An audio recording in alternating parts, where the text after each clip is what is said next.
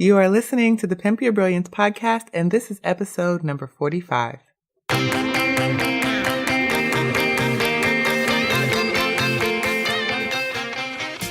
Welcome to the Pimp Your Brilliance podcast with Monique Malcolm, a show about creative people leveraging their brilliance to create their own opportunities. I aim to show you what's really possible when you shut down the chorus of fear and lean into your genius zone.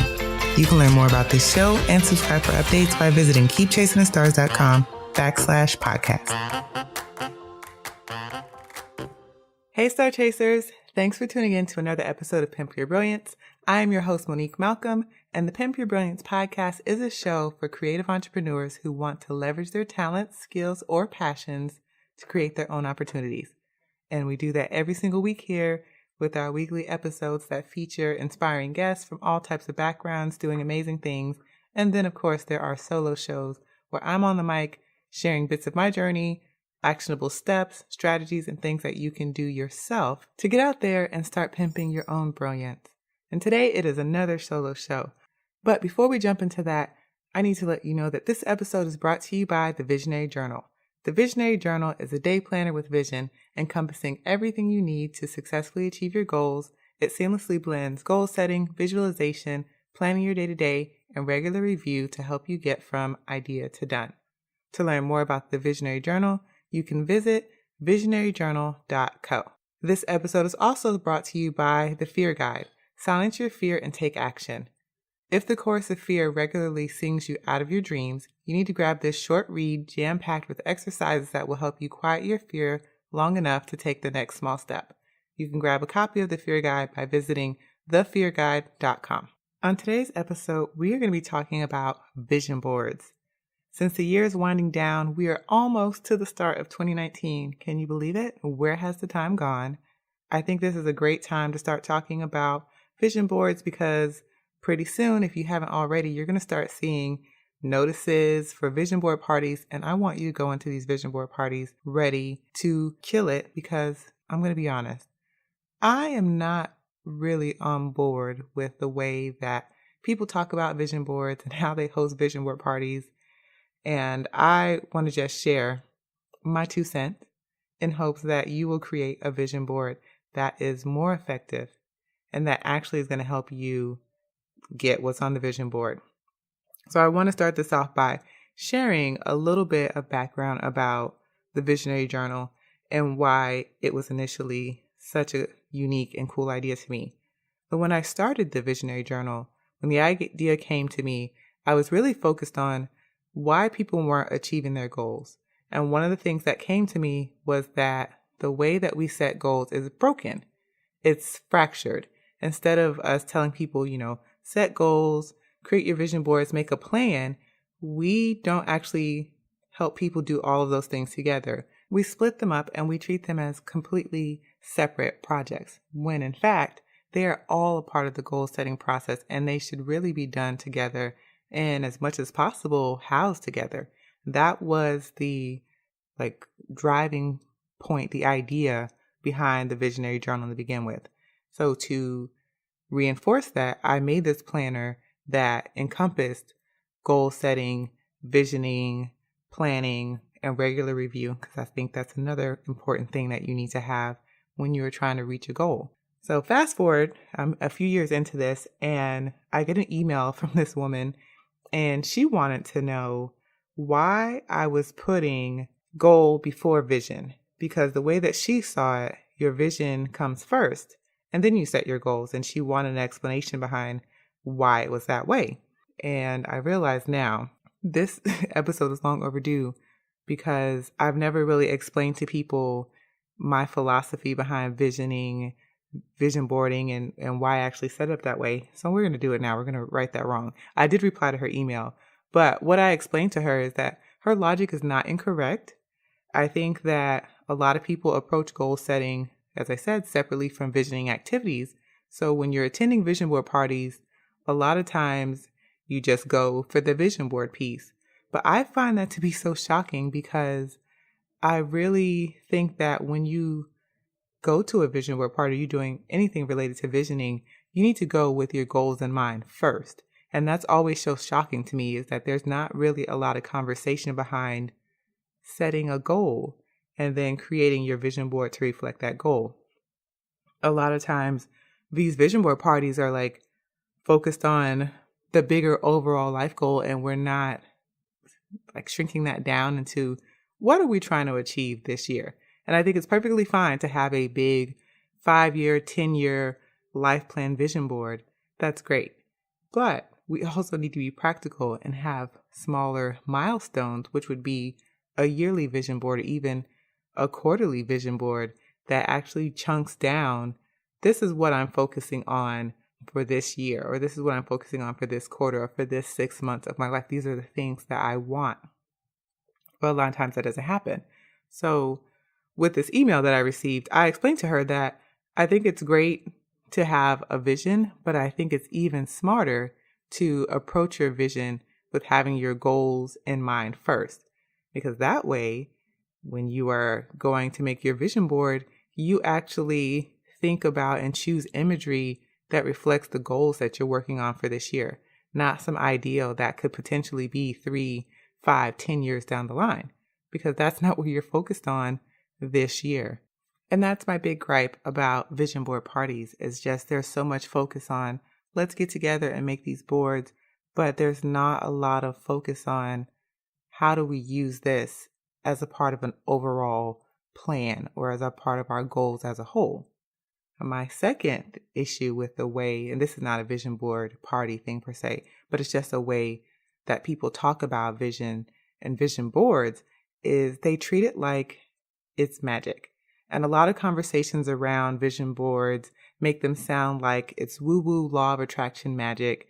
And if you just put a board together and you visualize and you focus on it and your intentions are great and you have really positive energy, that your vision is going to come true and you're going to get all of these things, and it's not any that much work and it's going to be effortless.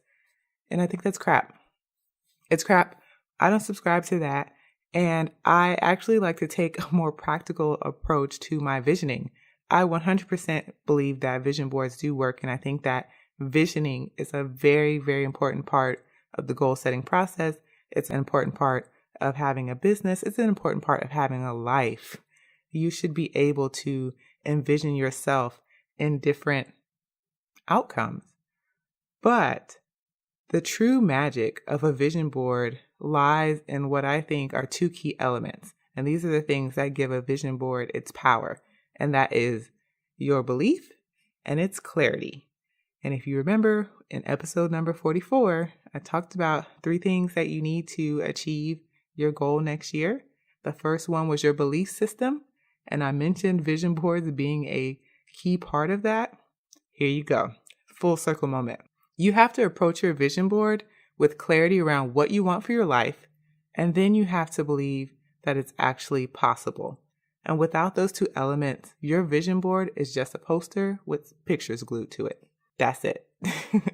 It's one thing to believe that you're capable of achieving a goal, but it's powerful on a whole nother level to have so much belief in that outcome that you can actually form a mental picture of yourself doing that thing, or yourself achieving that award, or yourself getting that car, or buying that house. This is why athletes do visualization and exercises before games, because visualization is really powerful. And it all goes back to, what does your mind believe? If you can master your mind, you can do anything. The hardest part of anything that we're trying to do, we're trying to achieve, is getting our mind to get on the same page. A lot of times we want to do things and we think, oh, it would be so great to do this. And then your mind comes in and your mind is like, no, I don't think it would be that great. And there's so much resistance. But when you can master your mind, you can make amazing, powerful things happen.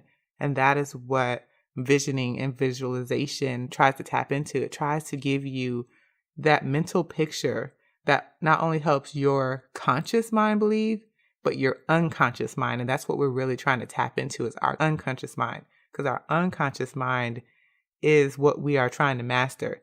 It's the thing that unconsciously makes us procrastinate out of fear, or self-sabotage. So we're really trying to wrangle our unconscious minds. And one of the simplest tools that you can use to do that is visualization.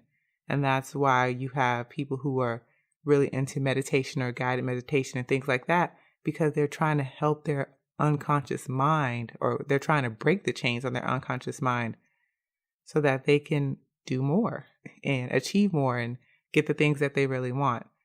And that part is the hardest. You need the most training there. But I'm telling you, as far as vision boards go, there is power in getting really clear on what you need, what you want, and what you value. And even more so when you take aligned action towards those intentions. And then, if you really want to kick it up a notch, combine that with a strong emotional connection, and you have the recipe for a vision board that will truly make things happen. And that is like my unfiltered thoughts on vision boards in a nutshell. It's really about belief and clarity, and belief most importantly, because I'm telling you, if we could just tap into, I think, a little bit more of what was possible, if we could move the limits back on what our mind thinks is possible for us, I would say even 10%, I bet you would blow your mind what you could achieve in a year. If you really thought 10% more of what you actually want out of your life, like it was actually possible for you. And that's why I think everyone should do a vision board. And not only should you do it, you can do multiple ones. It doesn't just have to be a once a year, beginning of the year thing. You can do vision boards, as I mentioned before, on a quarterly basis. You could do them every 6 months. There's just so much into what you can do with vision boards. But I want to give you actually 5 ways that I think you could make your vision board more effective than just you gluing a bunch of random pictures on a board and hanging it on the wall and saying, hey, I made a vision board, because that's not going to cut it. So here we go. Here are my 5 ways on how to make your vision board more effective. Numero uno, start with your goals. I've kind of already alluded to this, but I want to be more specific about what I mean with that. Starting with your goals. So I think it's really great if you pick a couple of areas in your life that you'd like to focus on and set goals around them. I call these your focus areas, and I talk about this in the Visionary Journal. On average, I tell people to think about 6 focus areas that they want to have for the year. So it can be things like spiritual, family, health, business, finances, happiness, whatever. 6 areas. 2 goals max for each area. And you don't even have to max out each area. You can have 1 goal if you can't come up with 2. Don't force it. But any more than that is probably a bit too much, and you're not going to be able to focus and get as much done. And not every single one of those goals has to be a huge, massive, life-altering goal. Sometimes I have goals purely for personal satisfaction, like the year I said, I'm going to run a half marathon. And I did it just because I wanted to see if I could actually do it. So pick those 6 focus areas, whatever they are, and then use those focus areas to plan out your board and start thinking about what kind of visuals you need. So if you have, for example, a health goal and it's to run a half marathon, you need to write that goal down, write a half marathon, and now you need to have a section of your board that's going to be dedicated to health. Or maybe you need to have a separate board that's going to be dedicated to health and of you running, because the goal is to get the half marathon done. So that's first thing. Start with your goals, whatever those are. My second thing is to put yourself at the center of it all, because this is your vision board. So put yourself in there. It kills me when I don't see pictures of people on their own vision boards. Why not? Why not? It's your board. And you are the reason that this board is happening. So not only do you want to add your picture, add your word of the year. Write down your intentions. Do you have values? Write those down. Do you have specific prayers? Write your prayers down. Any mantras, mottos? Write those things down. And I kind of like to do it, and I'll have to post a picture of a vision board page that I've been working on. I have myself at the bottom of this page, and around it I have little speech bubbles, and each speech bubble has different thoughts about how I define success, what success is like for me. And this is in my Visionary Journal. There's a page for what does success look like for you, and that's one of the first pages of my mini vision board, because it's me reminding myself of what I actually think success looks like and what a successful outcome is for me. And that's important. So put yourself at the center. This is about you. It's not narcissistic. It's no worse than taking a selfie, okay? And you probably have selfies in your phone. Print that picture out, put it at the center of your board.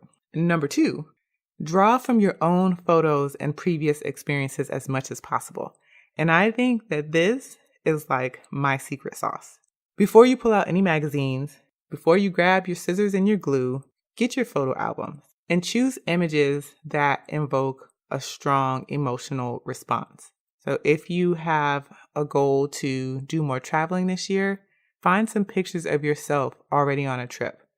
From travels that you've previously done, it can be yourself, it can be your family, it doesn't matter. You are looking for pictures that make you feel excited, that make you remember why traveling is so much fun and why you want to go on more trips. One thing, in addition to the belief and clarity piece about visioning, is your emotions are the glue. You want to tap into things that you have an emotional connection to, because that shifts your energy. When you feel emotionally connected in a good way to things, you want to do more of those. It creates like a response in your body and your feelings. You feel happy, and it's like if you ever went out and did something really fun with like your good friend, you always think back to that and there's like a smile and you think, oh, we should do that again. That was a fun night. Same thing, but you're doing it with pictures. You want to make sure that you have pictures that you choose that bring a strong emotional response. So let's say you had a goal, or on your vision board, you put the picture of the Eiffel Tower because you want to go to Paris. Excellent.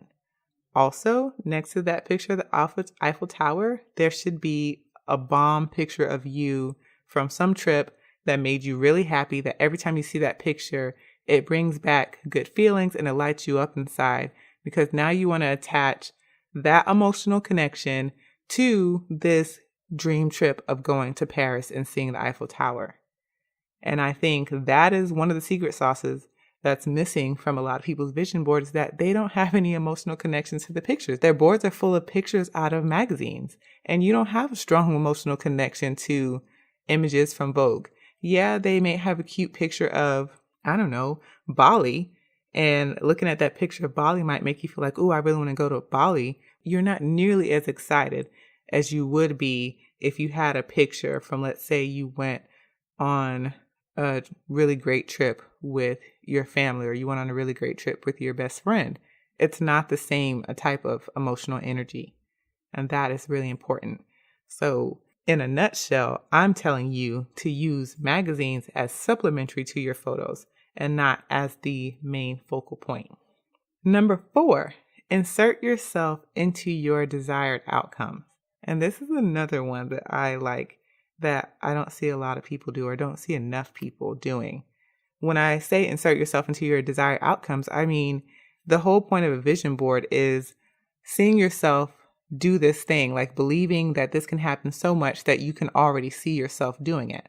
So what better way to see yourself doing it than to have pictures of yourself already at your desired outcome? For example, my dream car, the car that I really, really want, is a Jeep. I don't know why. I just have always loved the Jeep, and we live really close to a beach, and I feel like I should have a Jeep, and I need a bike rack to go on the back, and I should be driving that Jeep to the beach. So here is the thing that's on my goal list that I've been procrastinating on, but I'm going to write this wrong very soon. I'm going to go to the Jeep dealership. I'm going to ask them to test drive a Jeep, and I'm going to have the dealer take a picture of me in the Jeep, like the salesman. So that way I can come home and put that Jeep on my vision board. Boom. I have just inserted myself into that desired outcome. Not only have I gotten really clear on what I want, I've gotten so specific that I've gone down to the dealership and got in the car and I took a picture of it. Okay, that's one example. Let's just say, okay, you don't want a new car, but you want to make $10,000 a month in your business. Great. Screenshot a picture of your online bank statement, Photoshop in the amount that you want to see in your bank account. Stick it on your vision board. There's so many different ways you can do this. You can do the same thing with, let's say you want to write a book. Great. Design the cover art. Put your name. Written by Monique Malcolm. Whatever you got, try to figure out how you can create an image of the desired outcome that you already want and put yourself in it. You want to see yourself crossing the finish line at the half marathon? Awesome. Take a picture of yourself running. Glue it into a picture of the finish line at some half marathon that you found online. It doesn't matter. The whole point is you want to see yourself in the desired outcome. Put yourself in that desired outcome. You don't have to wait. You can do those things right now and get yourself primed and get your mind primed to seeing yourself achieve that outcome. And number 5, treat your vision board as a dynamic document versus a static one. And I think that a lot of times we do vision boards at the beginning of the year. It's one and done, but I think that's wrong.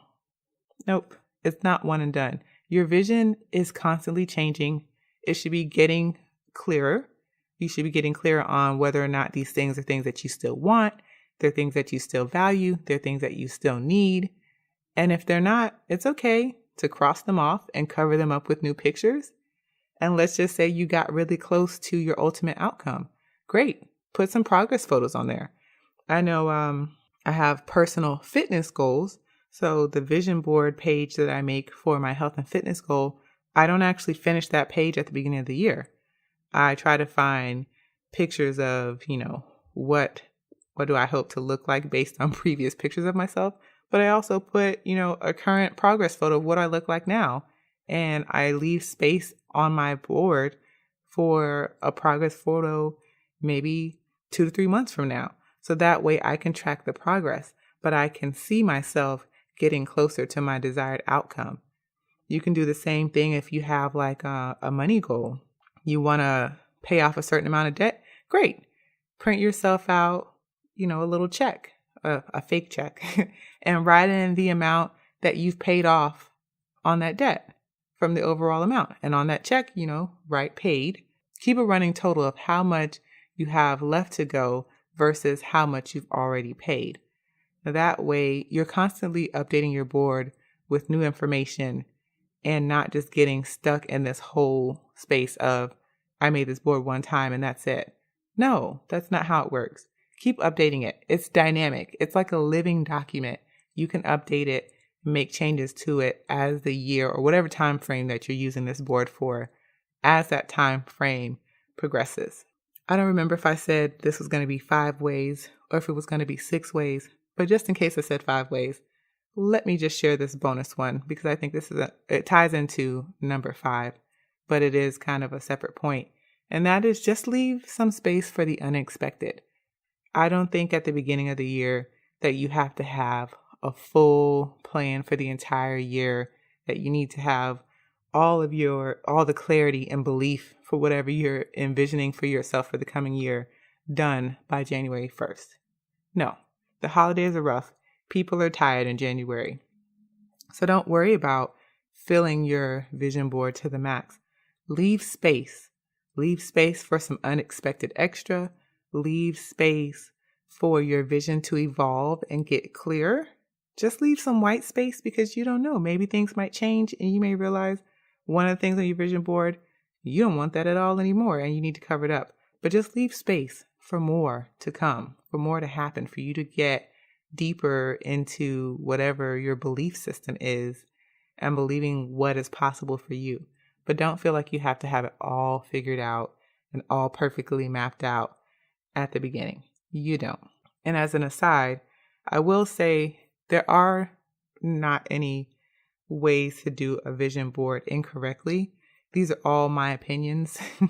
So if you've been doing something different, don't feel bad. But if you have heard anything on this episode that really resonated and you felt like, ooh, I think I should steal that, go ahead. do it, because I think that visioning is a really, really powerful exercise, especially when it comes to getting really clear, because the clearer that you get, the easier it is going to be for you to align yourself with the actions that you need to take to get where you're going. The stronger your belief system, the easier it's going to be to get your unconscious mind to do the actions that it needs to do to get you to where you're going. So it all goes hand in hand. But that's it. So if you have not already, you can join me in the Star Chasers United private group for Keep Chasing the Stars, and let me know what your thoughts are on vision boards. Do you create them every year? Have you never created one? Are you going to take some of these tips and make an awesomely effective one this year? I would love to know.